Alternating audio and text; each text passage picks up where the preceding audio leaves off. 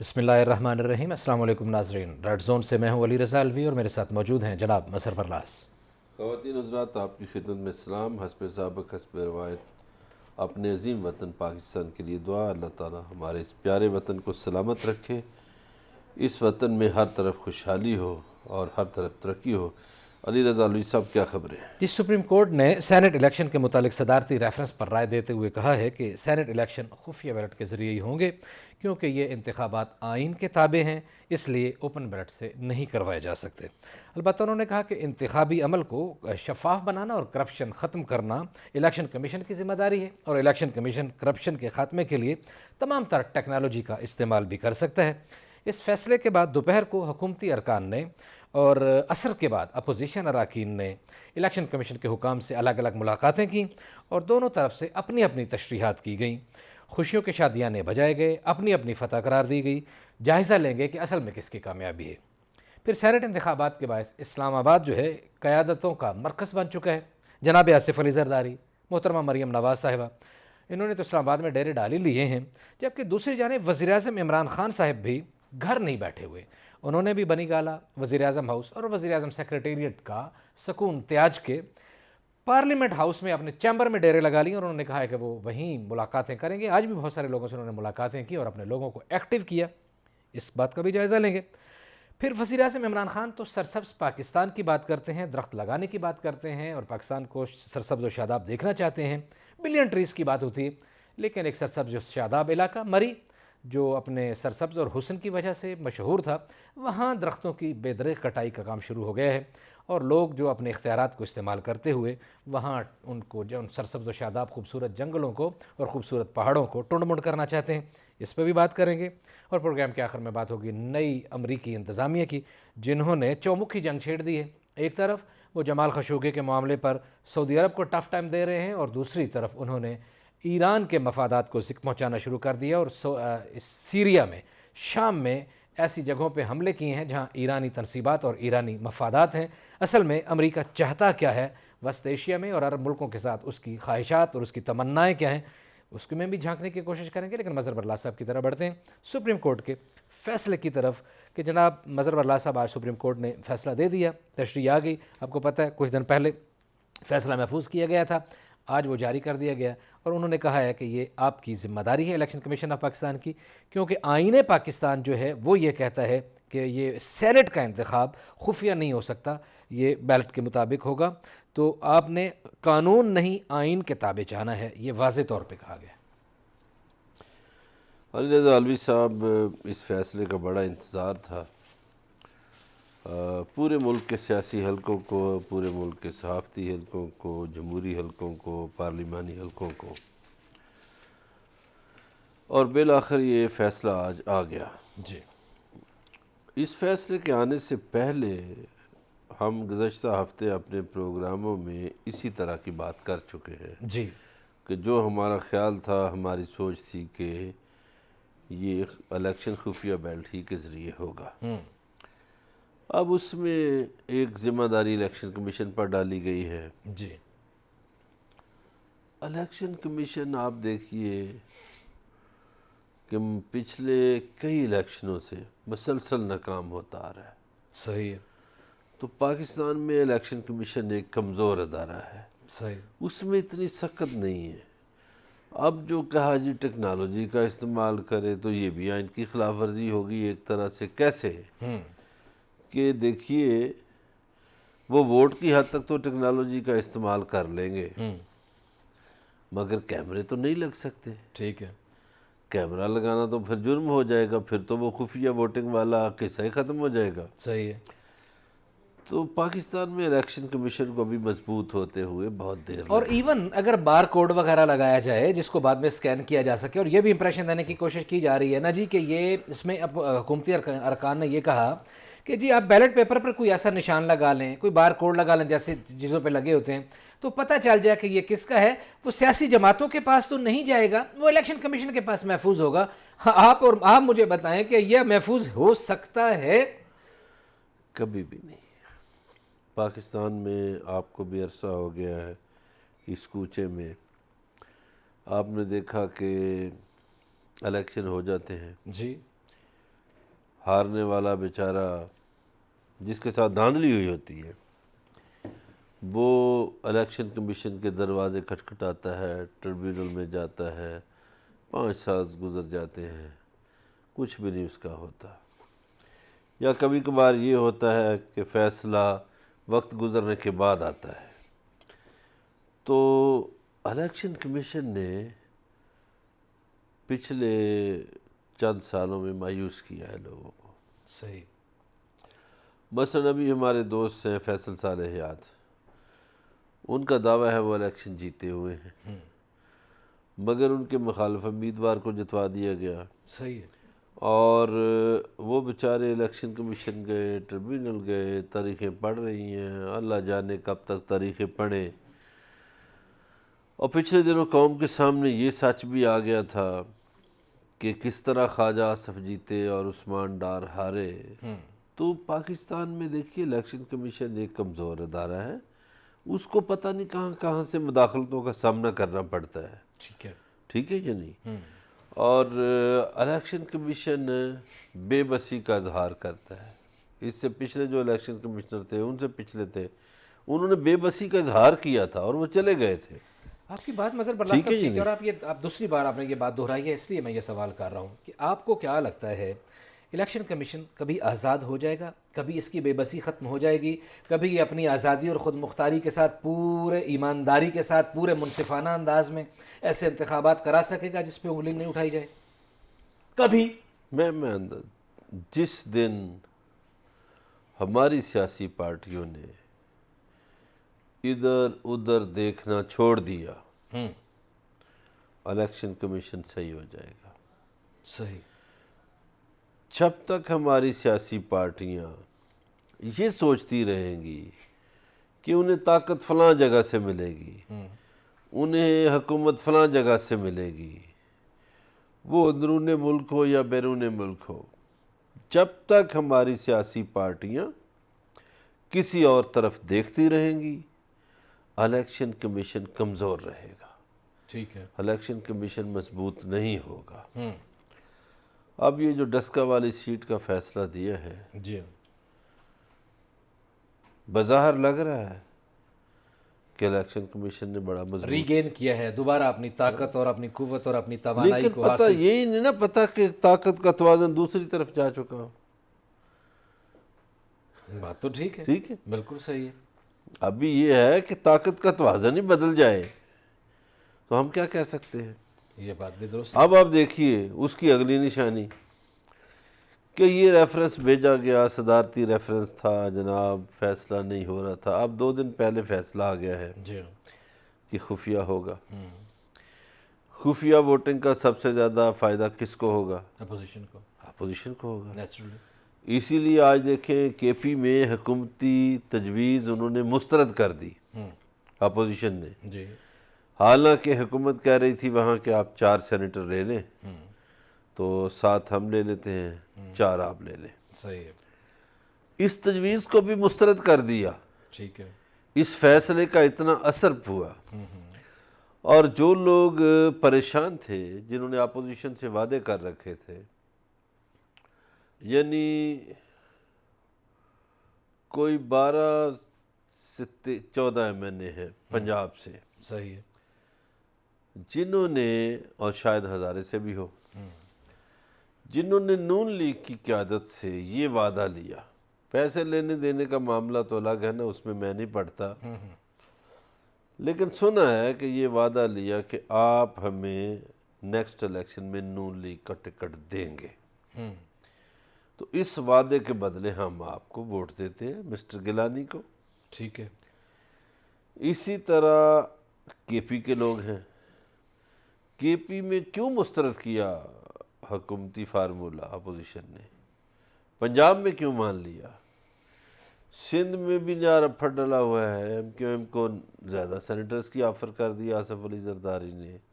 بلوچستان کی آپ کو پتہ ہے کہ کس طرح وہ عبد القادر پی ٹی آئی کا تھا، کس طرح باپ کا بنا، کس طرح آغا ظہور کو ٹکٹ ملا، کس طرح وہ دستبردار ہوا.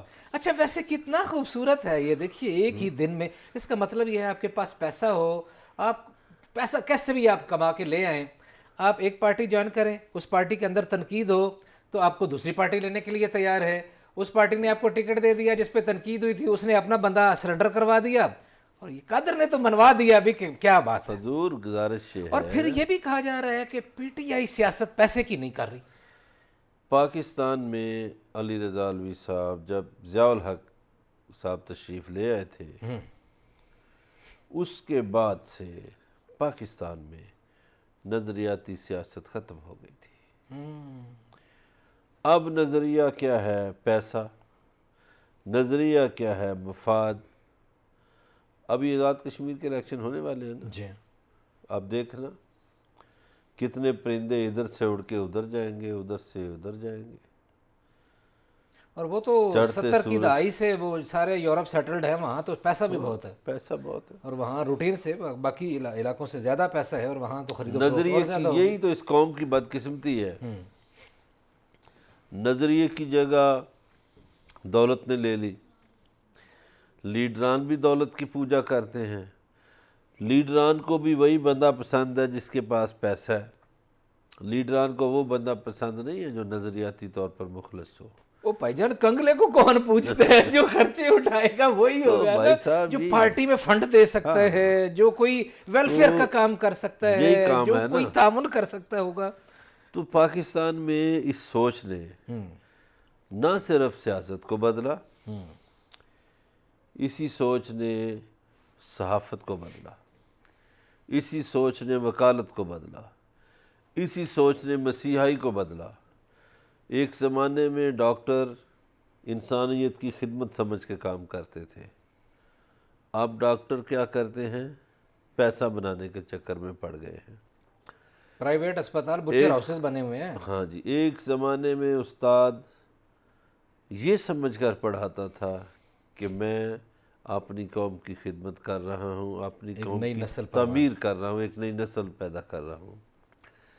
لیکن اب استادوں نے پیسے کے گرد چکر لگانا شروع کر دی. مظہر برلا صاحب, ایک سبجیکٹ کی جو ٹیوشن مانگتے ہیں نا, ایک دفعہ اللہ یاد آتا ہے, بلکہ نانی بھی یاد آتی تو ہے. پورا معاشرہ علی رضا الوی صاحب بدل گیا اس سوچ سے. تو جب یہ سوچ ہو اور خفیہ ووٹ ہو تو مجھے بتائیں کہیں نہ کہیں تو معاملہ ہوتا ہوگا نا.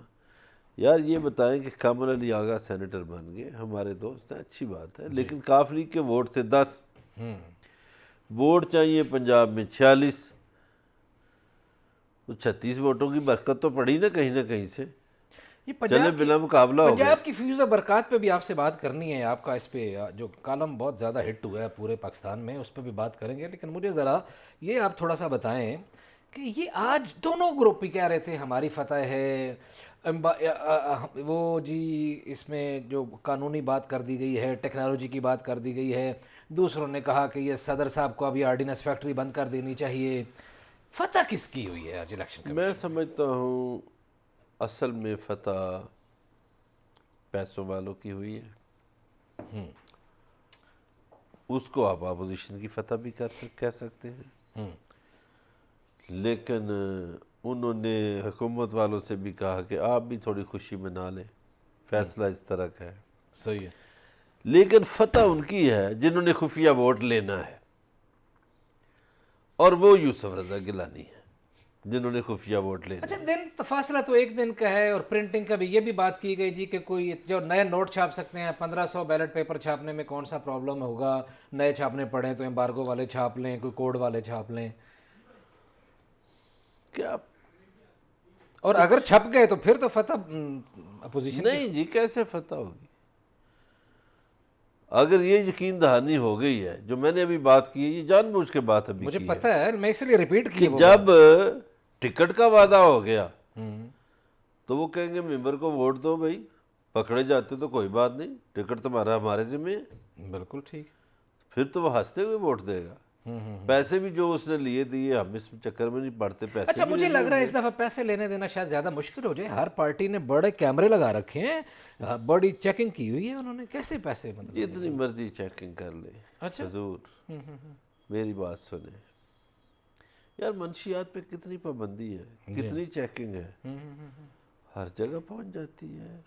پنجاب کے ہر چھوٹے بڑے چھوٹے سے چھوٹے قصبے میں 2-2 کلو چرس بک جاتی ہے روزانہ. آپ کیسی باتیں کرتے ہیں؟ کہاں سے آتی ہے؟ کہاں سے پہنچتی ہے؟ صحیح ہے. پہنچ جاتی ہیں. جی ظاہر ہے کوئی پورا نیٹ ورک ہے، بلکہ ہم تو ایسے نیٹ ورکس بھی دیکھے ہیں کہ چھاپا مارنے کے لیے ٹیمیں اسلام آباد سے روانہ ہوتی ہیں تو کسی دور افتادہ دیہات میں پہلے خبر ہو جاتی ہے کہ لوگ چل پڑے ہیں اور وہ اپنا بندوبست کر لیتے ہیں. واقعی منشیات اگر دیہات تک پہنچ سکتی ہیں اور جو نوجوانوں کا تیا پانچا کر سکتی ہیں تو جتنی بھی پابندیاں ہوں جن تک نوٹ پہنچنے ہیں وہ پہنچ کے رہیں گے. بات چیت کا سلسلہ جاری ہے، ہمارے ساتھ رہیے گا. ملتے ہیں بریک کے بعد.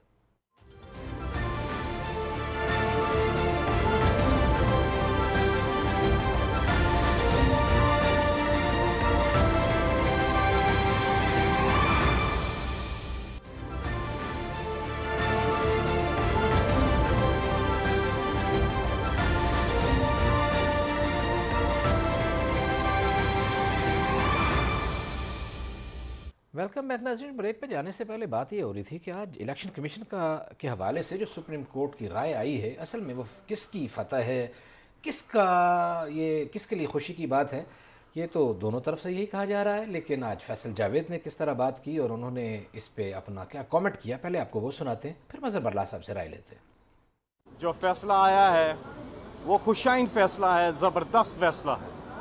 یہاں پہ معزز عدالت کا بہت بہت شکریہ کہ انہوں نے تمام فریقین کو سنا. تو عمران خان صاحب کی ہر ممکن کوشش تھی کہ وہ ہر سطح سے کرپشن کا خاتمہ کریں. معزز عدالت نے ہدایات جاری کی ہیں الیکشن کمیشن کو کہ وہ میئرز لیں، گارڈ کریں الیکشن کو. یہ جو چوری ہوتی ہے، یہ جو ووٹوں کو خریدا جاتا ہے، اس چیز کو پروٹیکٹ کرنا ہے، چوری کا راستہ روکنا ہے. تو یہ آج پاکستان کی جیت ہے یہ فیصلہ کہ جب آئیڈینٹیفائیبل ووٹ ہوگی، جب پتہ چلے گا کس نے کس کو ووٹ دیا ہے، تو کسی میں جرت نہیں ہوگی کہ وہ پیسے لے کے اپنا ووٹ بیچے. جی مظہر برلا صاحب، بڑا زبردست فیصلہ ہے. اچھا، ہمارے ناظرین کو یاد ہے کہ پاکستانی عدالتوں میں سے جتنے بھی سیاسی فیصلے ہوتے ہیں ان پر سیاسی جماعتیں بڑی مٹھائیاں بانٹتی ہیں، دونوں دھڑے، دونوں گروہ کار. ٹھیک ہے، اور پھر بعد میں پچھتاتے بھی ہیں. کوئی ایک دھڑا بہت پچھتاتا ہے. کسی کو شاید پریشان ہونا تو پڑتا ابھی ہے. فیصل جاوید صاحب بڑی خوشی کا اظہار کر رہے تھے، بڑا زبردست فیصلہ ہے. پرسوں جب ان کے ووٹ کم ہوں گے تو ان سے یہی کہیں گے کہ دیکھیں جی عدالت نے فیصلہ ایسا دیا تھا، خفیہ ووٹ برقرار رکھا. ہم تو کہتے تھے اوپن ووٹ ہو، ہم تو کہتے تھے اوپن ووٹ ہو، خفیہ سے گڑبڑ ہوگی، فلانا ہوگا، اور ابھی تحقیقات ہوں گی اور ہم ان کو نہیں چھوڑیں گے. جیسے کہ کہا گیا تھا اپوزیشن کی طرف سے جب صادق سنجرانی کے خلاف عدم اعتماد پیش ہوئی تھی. آپ کو یاد ہے نا کہ وہ سنجرانی صاحب جیت گئے تھے، جی اور نون لیگ نے بھی اور پیپلز پارٹی نے بھی باہر نکل کے بڑے دھڑلے سے پریس کانفرنس کی تھی بڑی خوشیاں کہ ہم تحقیقات کریں گے کن سینیٹرز نے ووٹ اس کو دیا ہے، کیسے وہ جیت گیا ہے. پھر نہ تحقیقات ہوئیں، وہ کمیٹی پتہ نہیں کدھر پڑ گئی. وہ کہتے ہیں نا رات گئی بات گئی. ابھی یہ کہہ رہے ہیں کہ وزیر اعظم کی خواہش ہے کہ پیسے کا استعمال رک جائے، ووٹ کی چوری رک جائے. میں صرف ایک مثال دیتا ہوں، وہی عبد القادر جی پی ٹی آئی کا ٹکٹ لیتا ہے، اس سے ٹکٹ واپس ہوتا ہے، ودن پارٹی ریزسٹنس ہوتی ہے، ٹھیک ہے، ٹکٹ واپس لینا پڑتا ہے. اس نے ٹکٹ لے لیا جا کے باپ کا، اس میں شامل ہو گیا. جی اب پی ٹی آئی کے ووٹر کس کو ووٹ دیں گے؟ باپ کے سینیٹر کو، امیدوار کو، عبد القادر کو. جی جی جی جی جی جی ٹھیک ہے، اور اپنا جو امیدوار ہے ظہور آغا وہ فارغ ہو گیا. اس کو دستبردار کرا دیا. اب آپ مجھے یہ بتائیں کہ کیا پیسے کا استعمال رک گیا؟ کیا ووٹ کی چوری رک گئی؟ یہ تو کھلا ڈلا اعلان ہے نا کہ دولت جو ہے وہ بہرحال دولت ہی. بھائی آپ نے ووٹ چوری روکنی تھی نا، آپ عبد القادر کو ووٹ نہ دیں، آپ دے رہے ہیں ووٹ. ایسے ہی ہے، آپ نے اپنا بندہ دستبردار کروا دیا. لیکن ابھی ہم نے اس پہ تھوڑا آگے جانا ہے، لیکن اسی حوالے سے، اسی فیصلے کے حوالے سے پنجاب کی مشیر اطلاعات فردوسہ شکوان نے بھی ایک تبصرہ کیا ہے، وہ بھی آپ کو سناتے ہیں پھر اس پہ آپ کی رائے لیتے ہیں. جی فردوسہ شکوان. الیکشن کمیشن جو ہے ہراول دستے کا کردار ادا کرے کہ ایسا عمل سامنے آئے کہ کوئی بھی اس الیکشن کے حوالے سے انگلی نہ اٹھا سکے. लिहाजा जो लोग 3 मार्च के बाद लॉन्ग मार्च की जरूरत महसूस ना होने की बड़के मार रहे थे, उन्हें अच्छी तरह से ये पता चल गया कि 3 मार्च के बाद जो बगलें बजा रहे हैं, शादमाने बजा रहे हैं, उन्होंने हस्बे साफक जो साबका रवायात रही हैं उसमें सफ़े मातम पे बैठना है, क्योंकि 3 मार्च के बाद जी जो शादियाने बजा रहे हैं ना, उन्होंने 3 मार्च के बाद सफ़े मातम बिछानी है। अच्छा जनाब, डॉक्टर फिरदौस आशिक अवान चूँकि पंजाब में हैं इतलात की मशीर, तो मैं पंजाब की एक मिसाल देता हूँ। पंजाब में आपको पता है कि मेंबरान जो थे वो वज़ीर आला पंजाब को नहीं मिल रहे थे। जी ठीक है जी। जी। सेनेट के इलेक्शन में जब तैयारी शुरू हुई तो मेंबरान ने अपने वज़ीर आला को मिलने से इनकार कर दिया। जी हाँ। फिर अफसरान मजबूरन फ़ोन करने लगे चौधरी परवेज़ लाई साहब को। जी जनाब। और ये मैनेज किया फिर चौधरी परवेज़ लाई ने। चौधरी परवेज़ लाई ठीक है। की ज़ाहिर है एक उन्होंने रसूख है इस हवाले से। इमरान खान साहब से भी रब्ता किया, उन्होंने पीपल्स पार्टी की क़यादत से रब्ता किया, उन्होंने नून से रब्ता किया और उस्मान बुज़दार को मज़ीद बेइज्जत होने से बचा लिया चौधरी परवेज़ इलाही साहब ने। बिल्कुल। कैसे कि जब वज़ीर आला से लोग मिलने को तैयार नहीं थे तो वोट देने को कैसे तैयार होते? दोस्त। ठीक है जी। जी तो अब ये तो हमें नहीं पता कि कौन 3 मार्च को सफ़े मातम बिछाएगा या कौन नहीं। देखिए पीपल्स पार्टी ने भी तो कुछ सोच समझ के अपना उम्मीदवार अखाड़े में उतारा है। नबील गबोल कहते हैं कि जनाब आसिफ अली जरदारी ने जनाब सैयद यूसुफ रज़ा गिलानी को यकीन दहानी कराई है कि आप हर सूरत में जीतेंगे। यूसुफ रज़ा गिलानी को वहम था कि मेरा इतना बड़ा जेस्चर है, अगर हार गया तो मेरा सियासी नुकसान होगा। यूसुफ जरदारी साहब ने उन्हें यकीन दहानी कराई है कि आपने जीतना ही जीतना है। नबील गबोल कहते हैं। नहीं, और आप भी सही कह चुके हैं है, 3-4 सही दफ़ा है पहले इस नबील तबसरे में। गबोल। चूँकि देखिए यूसुफ रज़ा गिलानी कई मरतबा वफाकी वज़ीर रहे, स्पीकर कौमी असम्बली रहे, वज़ीर आज़म रहे। वो बड़े सियाने आदमी हैं, मुल्तानी सियासतदान हैं, कच्ची मिट्टी पे पाँव नहीं रखते। वो बड़ा सोच समझ के आए हैं इस इलेक्शन में। और फिर आसिफ अली जरदारी जो है वो बड़ी हिकमत के साथ चलने वाले आदमी हैं। उन्होंने उम्मीदवार उतार, देखिए उन्होंने कैसे MQM को कैसे किया। और इस्लामाबाद में डेरा डाल लिया उन्होंने। बाद में डेरा डाल लिया। मरियम भी इस्लामाबाद में आ और गए। वो 22-23 MNS तो ढूंढे। आज वज़ीर आज़म साहब मिले हैं ना MNS से। जी हाँ। तो वो 22-23 बंदे तो ढूंढ लें जो उनके गायब हैं। पता नहीं छांगा मांगा में है, कहाँ है, हमें तो नहीं पता। सुना है कि कुछ MNS गायब हैं। और गायब होने वाले पहले तो अपोजिशन के होते थे गायब। इस दफ़ा उल्टा चक्कर है। जो पहले मिठाइयाँ बांटते थे नून लीग वाले और बाद में पछताते थे। जी हाँ। आज शादियाने कोई बजा रहा है, बाद में पछताएगा। सही है। पहले अपोजिशन के बंदे गायब होते थे, इस मरतबा अपोजिशन के बंदे गायब नहीं। इस दफ़ा हुकूमत के लोग गायब हैं। और जिन MNS से वज़ीर आज़म साहब मिलते नहीं थे। हाय हाय हाय हाय। अच्छा जी, एक मैं आपको और बताऊं, आज उनके भाग खुल गए। मुलाकातें हुई, लेकिन मुलाकातों से क्या जब सौदाकारी हो चुकी हो। हजूर कुछ MNS ने PTI के शिकायत की किसी शख्सियत से, ठीक है। किसी शरीफ आदमी से शिकायत की। वो वज़ीर आज़म से मिलने आए तो उन्होंने वज़ीर आज़म के एक एडवाइज़र से कहा जो सियासी मूल चला रहा था। जी जी। उन्होंने कहा यार तुम्हारी बड़ी शिकायतें हैं, نے کہا جی سر وہ کیسے؟ انہوں نے کہا بھائی ایم این ایز کہتے ہیں کہ تم ان کے فون تک نہیں سنتے۔ صحیح۔ اس نے کہا جی اتنے 100 اتنے ایم این ایز ہیں تو میں ان کے سب کے فون کیسے سنوں؟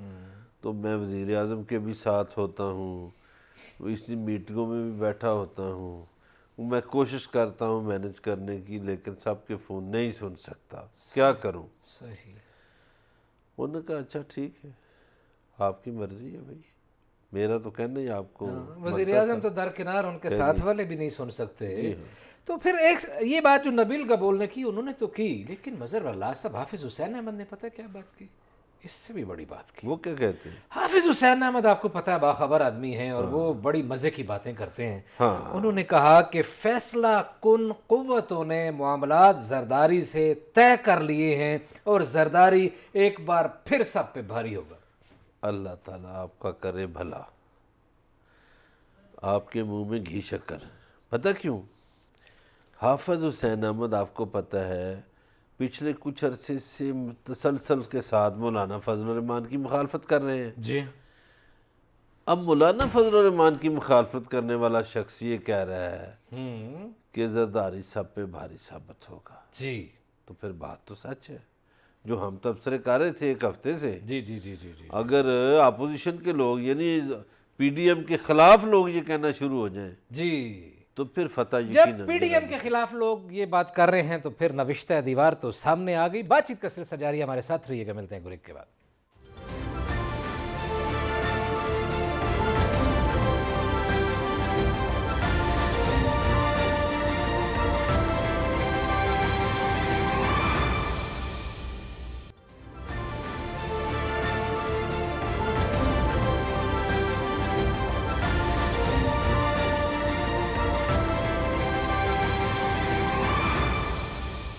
ویلکم بیک ناظرین۔ بریک پہ جانے سے پہلے بات یہ ہو رہی تھی کہ نبیل گبول کا کہنا تو ٹھیک ہے، لیکن حافظ حسین احمد بھی یہ کہہ رہے ہیں کہ زرداری سب پہ بھاری ثابت ہوں گے، لیکن مجھے مظہر باللہ صاحب سے پوچھنا ہے کہ وزیر اعظم بھی اتنے آرام سے نہیں بیٹھے ہوئے، انہوں نے بھی بنی گالا کو، وزیر اعظم سیکریٹریٹ کو، وزیر اعظم ہاؤس کے آرام کو تیاگ کے وہ پر آگے ہیں، پارلیمنٹ ہاؤس میں بیٹھ گئے ہیں، ملاقاتیں شروع کر دی ہیں بھائی جان، تو وہ بھی تو ٹف ثابت ہو سکتے ہیں۔ دیکھیں کوششیں تو وہ کر رہے ہیں، جی وہ بھی اپنے آپ کو کپتان ثابت کرنے کی کوشش تو کریں گے کہ میں ہی کپتان ہوں سیاست کا، صحیح ہے۔ اور ابھی وہ دن رات ظاہر ہے لگے ہوئے ہیں اس پہ، لیکن انہیں جو ڈیمیج کیا نا پچھلے جو ضمنی الیکشن نے، جی اس سے وزیر اعظم پریشان ہوئے کہ بھئی یہ کیا ان کے اپنے حکمران اختلافات پارٹی ایسے ہار جائے یہ کبھی ہوا نہیں تھا۔ لیکن اب وہ کوشش کر رہے ہیں کہ اس نقصان کا ازالہ ہو جائے، رک جائے۔ اصل میں پرابلم یہ ہے کہ لوگ سیانے بندے ساتھ رکھتے ہیں۔ صحیح ہے۔ جیسے دیکھیے کچھ ایسے لوگ ہوتے ہیں جن کی وہ صرف مشورہ اچھا دیتے ہیں، جیسے آصف علی زرداری ذکا اشرف کو ساتھ رکھتے تھے، حالانکہ ذکا اشرف نے تو کوئی وزارت نہیں لینی ہوتی تھی، لیکن ویسے یہ دوست کے پرانے دوست کے اچھا مشورہ دیتے تھے، کہتے تھے کہ بھئی یہ بات اچھی ہے، یہ اچھی نہیں ہے۔ تو عمران خان کو پرانے دوستوں کی وہ رہنمائی حاصل نہیں ہے جو ہونی چاہیے تھی۔ اور مظہر باللہ صاحب یہ بھی تو ہوتا ہے نا کہ ایکسپیرینس جو ہے جو کام کر رہے ہوں اس کے متعلقہ بندے سے مشورے لیں۔ پولیٹکس کرنی ہے تو کسی سیزنڈ پولیٹیشین سے ہی مشورہ لینا چاہیے، میڈیا مینجمنٹ کرنی ہے تو کسی سیزنڈ جرنلسٹ سے یا میڈیا مینیجر سے بات کرنی چاہیے۔